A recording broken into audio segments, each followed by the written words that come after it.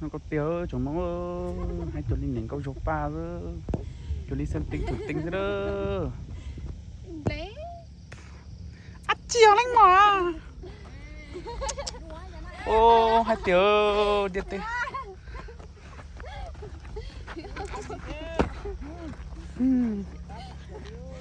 rất là đặc cỡ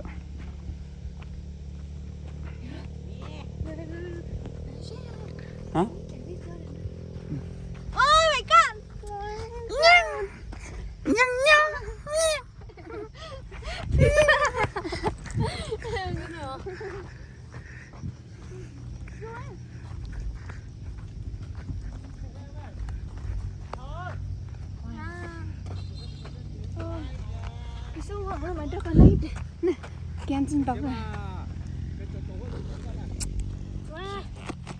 ăn khô rất đẹp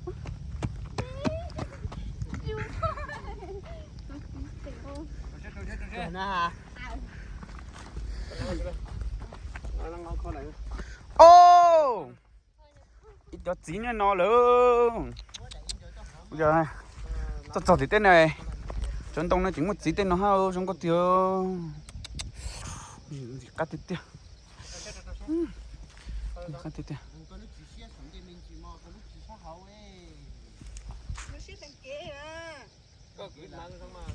cắt tiêu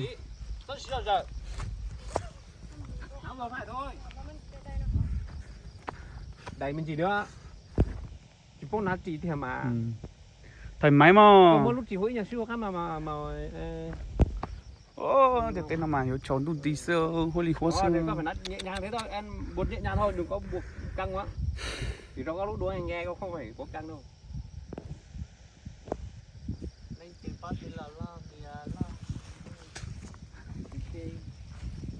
không một khóa giờ chỉnh nào từ từ nào đầu tiền màu con tiền đầu đi tàu ra đấy nó tươi vui để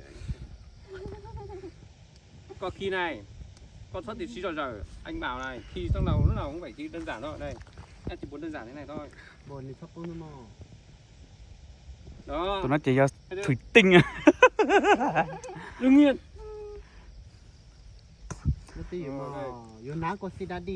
có chuyện đứng nghe là nó mà mua cá có cả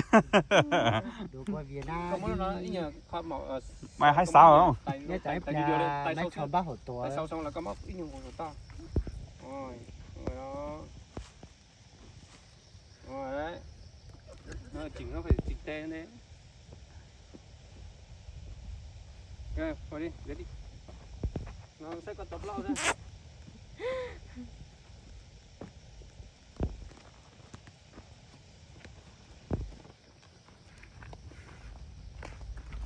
ô dùng có cửa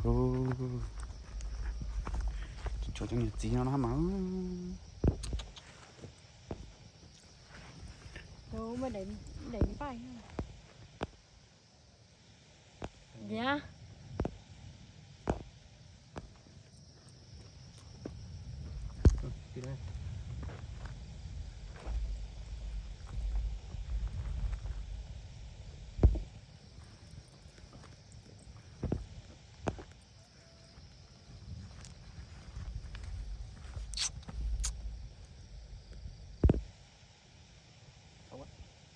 đẹp rồi đấy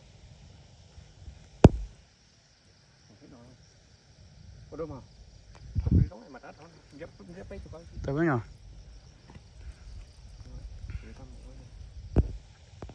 con lúc nào hỏng hết con tao hưởng con nó trên tao lù là kia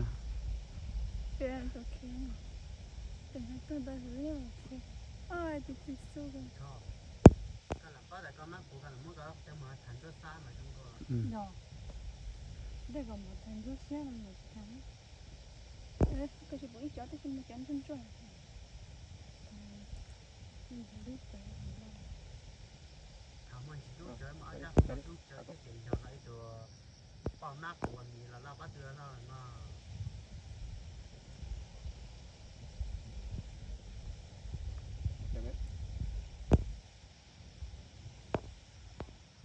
đánh chỉ điều chua điều con nó mà nó phát hiện ra đấy màu nó xoa điều đó màu gió sát điều đồ. Một phần lấy Ôi phần. rồi hỏng hết Xuyên rồi. phòng thôi.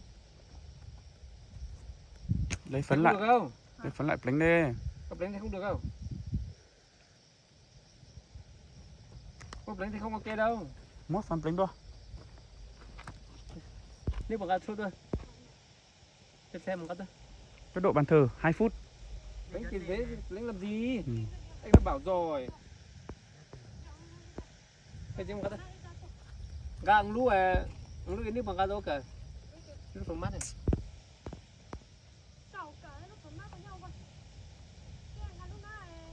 Cặp đánh là không được em ơi. Còn tôi cặp đánh á, có phải đánh điều lên, đánh điều lên. Đánh điều trên nó thì cho có tôi biết thay. Ôi nó mà con chiếc áp mà nùi nó bỏ. Ừ. Còn nếu con điều lên là nó sống ngay.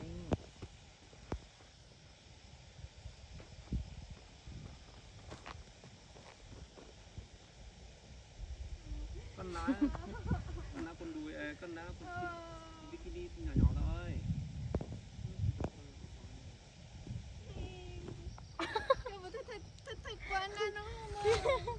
Thì có cho quay mà ôi chúng có bây giờ mình nổi tiếng này có nhớ có lúc camera có gì chú ý tế đó.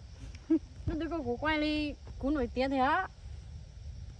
Muốn người tiếp theo rồi.